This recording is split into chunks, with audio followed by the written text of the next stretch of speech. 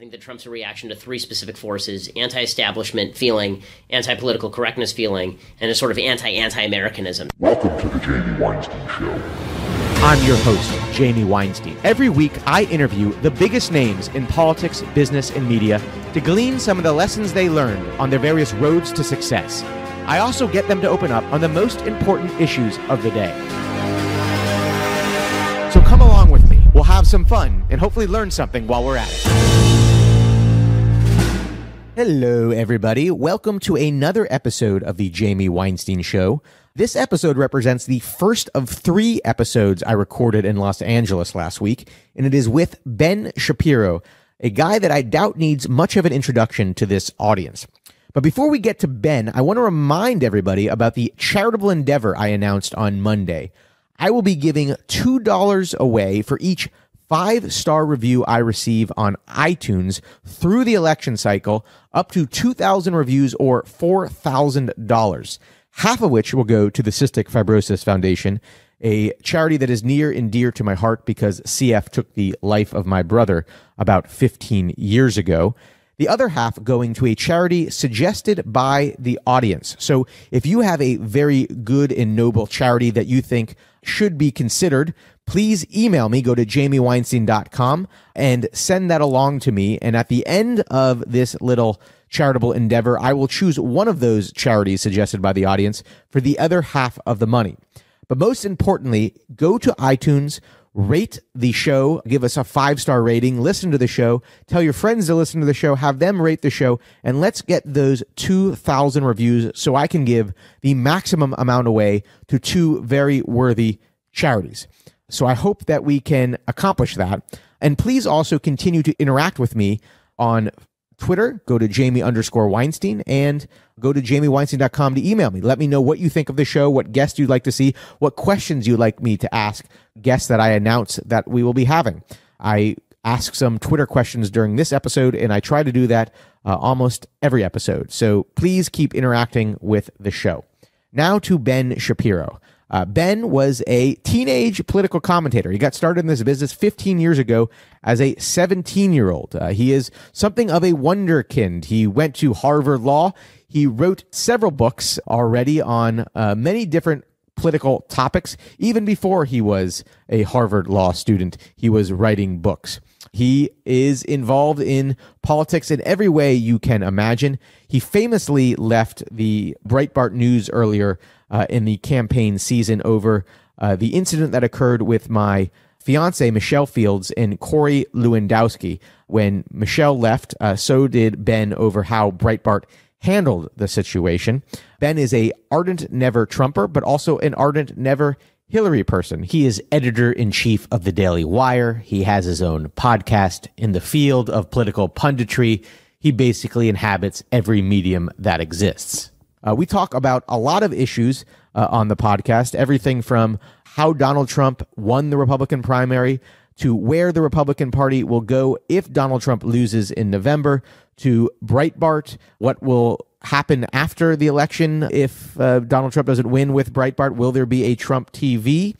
And every question in between. A lot of Ben's influences, how he got started into politics, what advice he would give to an aspiring young pundit. So I think you're going to really enjoy this episode. Even if you disagree with Ben, he's a really smart guy and has a lot of insight that I think everyone can learn from. So without further ado, I give you Mr. Ben Shapiro.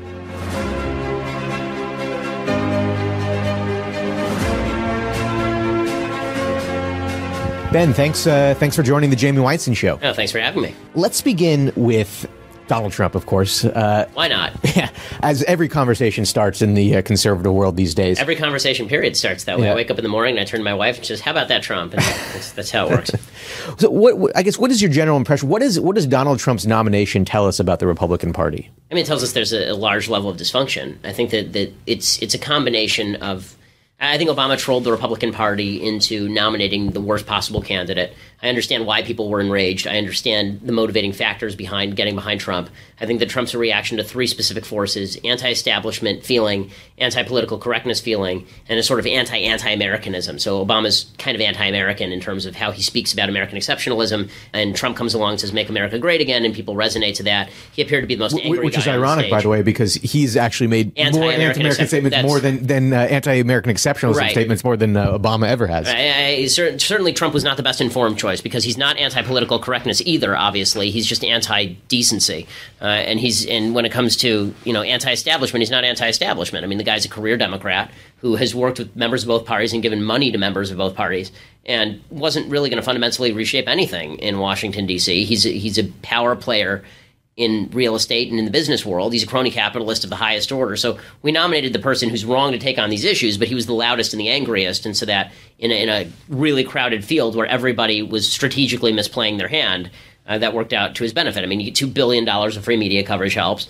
But I think a lot of mistakes have been made on all sides of the aisle. I think that if you were to break down the Republican Party into sort of establishment, conservative, and ardent Trump people, because right now there are a lot of people voting for Trump who aren't ardent about it. He's just the candidate. You vote for him. But if you broke it down into that division, if you're talking about establishment, conservative, and Trumpkin, then everybody's made mistakes. The establishment made a huge mistake by telling conservatives and Republicans and people all over the country, we're going to stop Obama dead in his tracks. We promise you we're going to stop everything he's doing.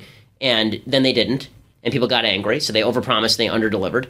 And the conservatives sinned, and I'm part of this. I think a lot of us in the conservative movement are part of this, by acting as though every hill that was worthy of fighting on was also worthy of dying on, meaning that it wasn't just that everything is bad, it's that everything is at the ultimate crisis point, and if we don't stop it right now, the world ends. And so that leads to this kind of panic. Okay, who's the guy who's the most famous, has the biggest name recognition, is the angriest, will fight the hardest.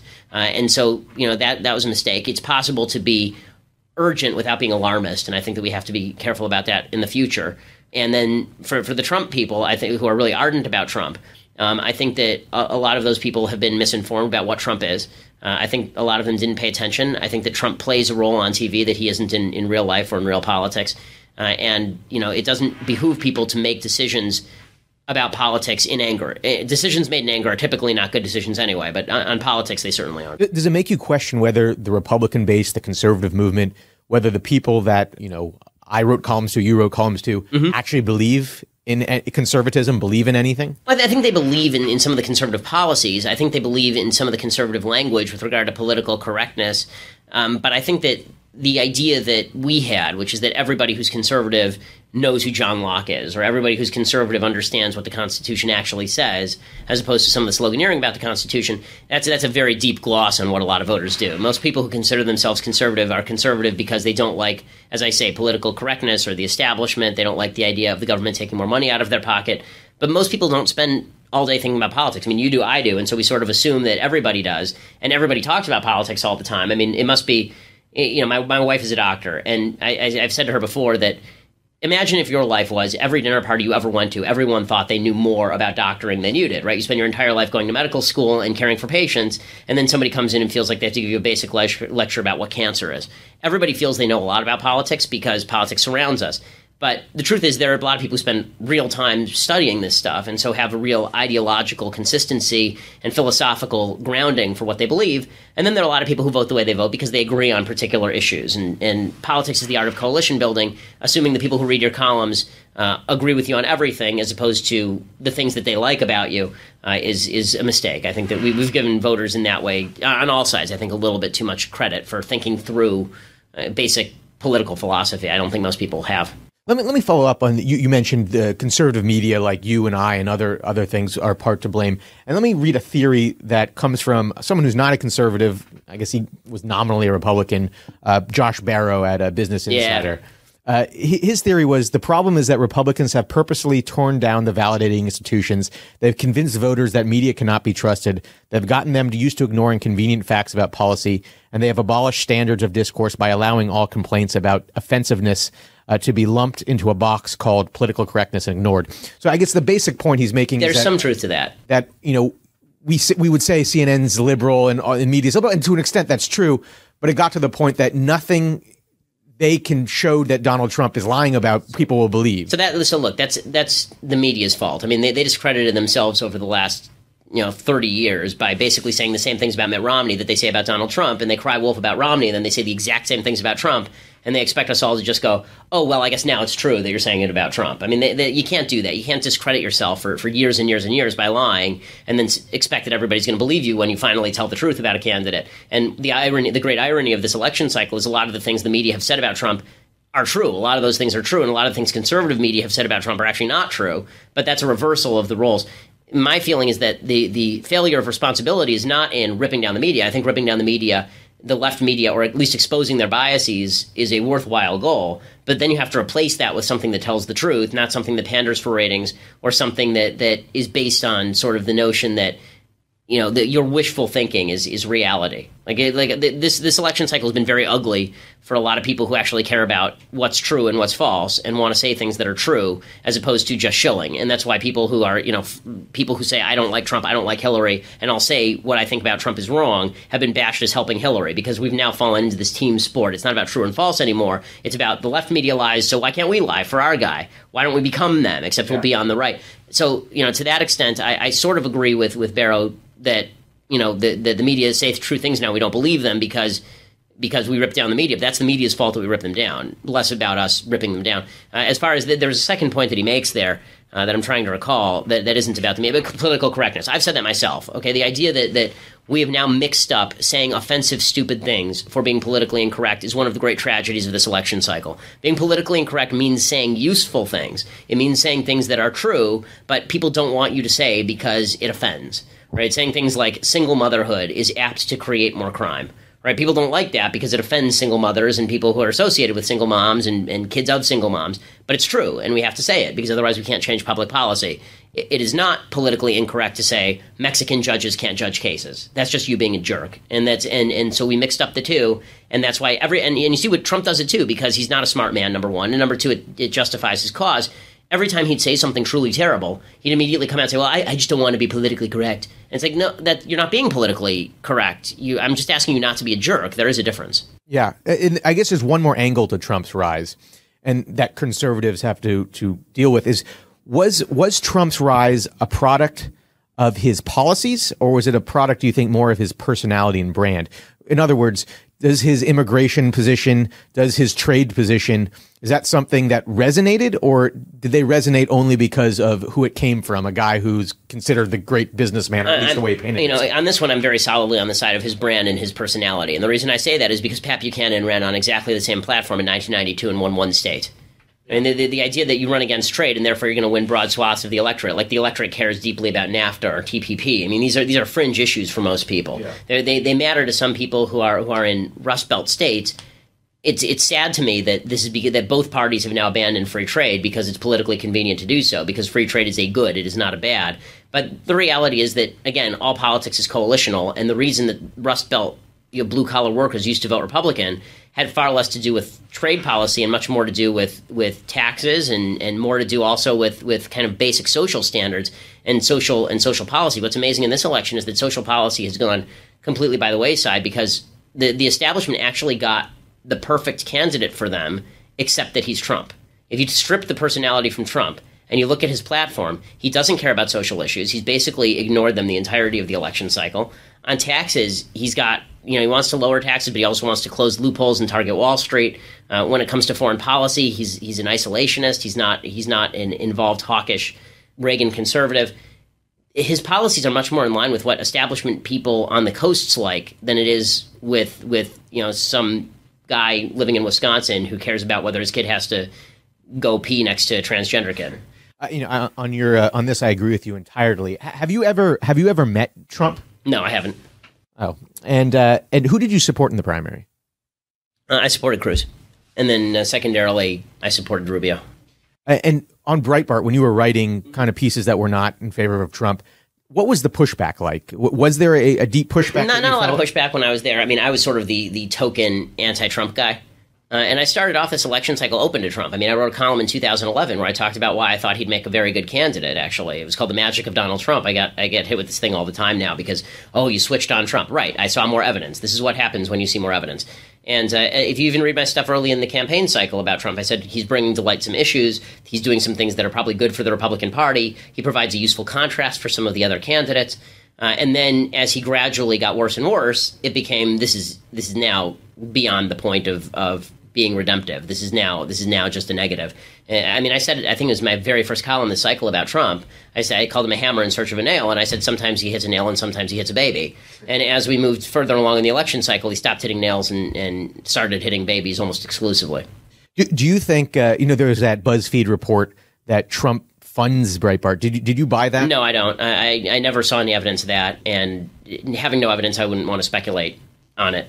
I know that. Listen, I mean, he works closely with the Mercers, and I think the Mercers fund Breitbart from public reporting. So, do you think that post this election, assuming Donald Trump loses, that we will see a Breitbart Trump collaboration in some sort of Trump TV? I would be shocked if we don't. I'd be shocked if we don't. Bannon will do some sort of documentary like he always does about Trump. It won't be very good, just like all of Bannon's other crappy hagiographies. And then we'll move on to a broader project. I think that's Steve Bannon does not play games where there are losing solutions. And for Bannon, joining up with Trump was always a winner, because if Trump wins, he's chief of staff and I'm preparing for my IRS audit. And if Trump loses, then Bannon is preparing for a new business plan with Donald Trump as the head. Remember, all Trump has to do is draw a few 100,000 people, and he's going to get, in this election cycle, 60 million votes. All he has to do is draw. If he draws 1 million subscribers paying $10 a month, he clears $120 million a year gross. I mean, that's a lot of money for any new startup. And does what happens to Breitbart? Does Breitbart just disappear? No, I think Breitbart remains. I think that Breitbart continue. I mean, look, they have massive traffic now because they've glommed onto Trump and ridden him all the way to traffic and ratings glory. I think that what you see is Trump TV, a joint project with Breitbart, basically. And I don't know and I would assume they started basically as an OTT. They started as an online network because that means they don't have to buy into digital. If they're working with Roger Ailes, they can't buy into broadcast because Ailes, I think, has contract provisions that prevent him from competing with Fox. He doesn't have to compete with Fox. All he has to, and he doesn't have to do a 24-hour network, right? That's a lot of work and that's a lot of cost. All he has to do is a 4-hour network, and it's Laura Ingraham, and it's Milo Yiannopoulos, and it's Trump just stopping. He doesn't have to have a show. He just stops by as a guest on all these things, and he hires a few relatively prominent names and then some not so prominent names, and then midnights with Bill Mitchell and his poll expertise.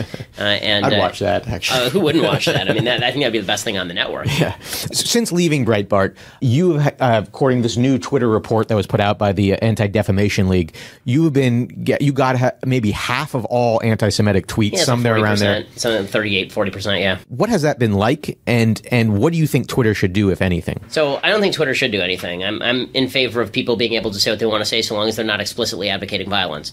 That doesn't make life easy on me necessarily, because that means that my entire Twitter feed has been filled with anti-Semitic memes and crap for months. I will say that I did not advocate, and I still don't think that Twitter should have banned Milo, who I think is a scuzzbag of a human being, but I think that Twitter shouldn't have banned him. I will say that when Milo was banned, the amount of anti-Semitism in my feed dropped by at least 50% immediately, because that's sort of the group he runs with and was incentivizing, because Milo has this kind of trumped up, no pun intended, this kind of rage against me. He sees me as a target, so that's fine. I don't care. But yeah, I mean, it's not fun when the day your kid is born, you get hit with 100 tweets saying you should all go to the gas chambers. By the way, on the day my kid was born, Milo sent me a picture of a black kid because I'm a cuck, right? Because my wife must have had sex with a black guy. So it's none of that is particularly fun. But screw them. Jew haters are mouth breathing morons, and if they feel the necessity to do this, that's their prerogative, I suppose. I like exposing them. Milo likes to pretend that these are a bunch of mischievous, trolly people. But as I've said before, if I can't tell the difference between your tweet and David Duke's, that's your fault, not mine. Is this an organized campaign, you think? Some of these bots? Or do you think some of these are definitely bots. I don't think all of them are bots, but I think... Who's organizing it yet, you think? All I can say is that the indicators of an organized campaign are there, meaning there are spikes when it happens.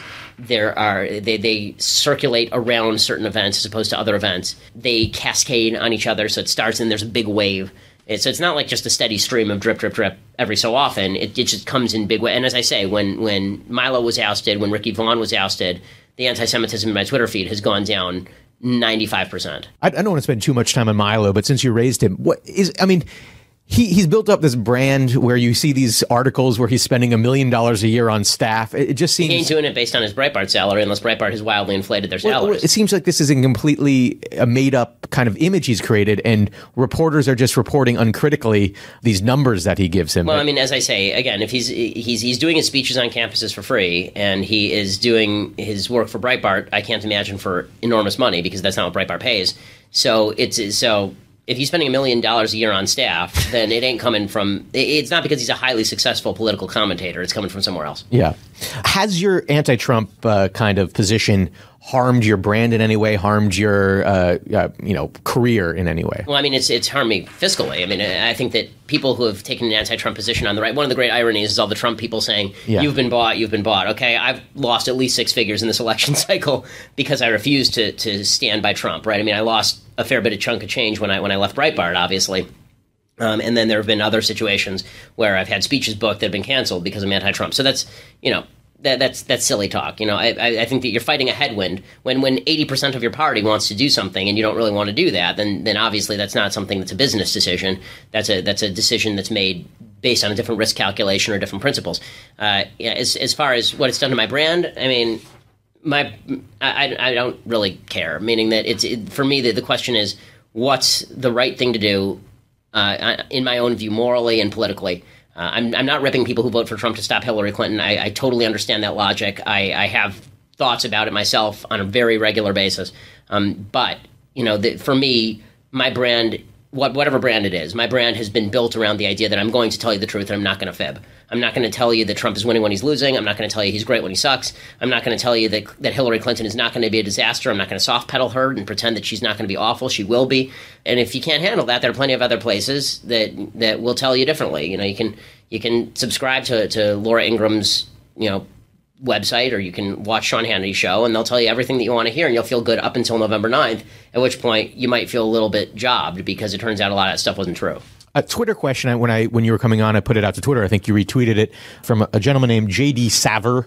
Why is Ben not promoting or supporting Evan McMullin? So the only reason that I'm not promoting or supporting Evan McMullin is because he's not on the ballot in 50 states. So I'll be honest with you. I haven't spent a lot of time researching into Evan McMullin. I'm not sure he's on the ballot in California, so I can't vote for him. I don't think he is. So there's that. If Evan McMullin had made the ballots in all 50 states, I'd be looking much more seriously at him. I also have to say I was never in favor of running a third-party candidate against Trump and Hillary, specifically because I think that it minimizes the amount of resistance to Trump that there is, because then they say, well, McMullin got 5 votes. That shows that there were 0 of you, right? Which is not true. Just because you don't vote for McMullin doesn't mean that you weren't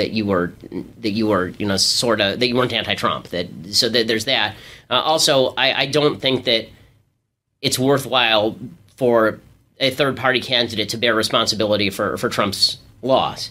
If the person doesn't have a legitimate shot at winning, I'm not in favor of running that third-party candidate as a general rule. It then just becomes sucking votes away from people who have a legit shot of winning, and I just don't see what the point of that is, other than to register displeasure, and I can register displeasure by not voting. Oh, is that what your plan is? My plan is to not vote at the top of the ticket. I'll vote every place else, just not at the top. And one theme of this show is what happens after the election in November, assuming Donald Trump loses, as it looks like will be the case right now. What do you see happening to the Republican Party post-Trump? Well, I mean, I think that it's going to depend on the fallout, obviously, and the fallout is going to be driven by. It really is up to the people who held their nose and voted for Trump what happens next. The people who are never Trump, and you said this is not our standard of behavior, this is not our standard of politics. We can't alienate every woman, every minority, and every young person in America and be a successful political movement. And we can't do it on the basis of a guy who's immoral and not conservative. Those people have already made their stand.